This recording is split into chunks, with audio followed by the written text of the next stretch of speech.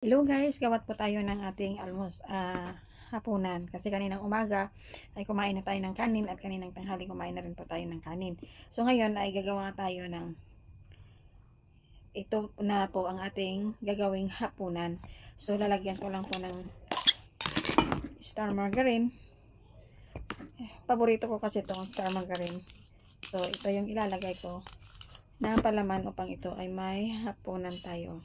So kasi hindi tayo pwede kumain ng maraming kanin dahil nag-iingat po tayo sa ating kalusugan. So sabi ng doktor ay bawas-bawas daw ako sa rice. So ito ngayon ang aking hapunan. Pandesal at saka star margarine with milk. So tara guys, at tayo ay kakain. Mula bata ako, ito na yung paborito ko talagang palaman, star margarine. Ayan. So mas bumili ako doon sa grocery kahapon ng 2 balot. So ito yung pares ko sa kape pag gusto kong magkape. So ayan guys. Tara kain tayo.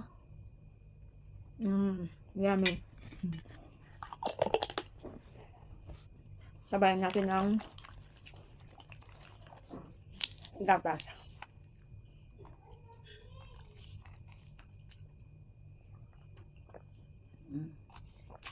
Sarap.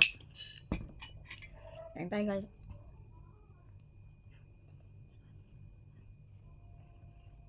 Sarap sa.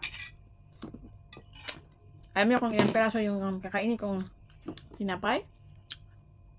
4 na piraso. So, ayan guys. Sarap, yummy. So, maraming salamat po.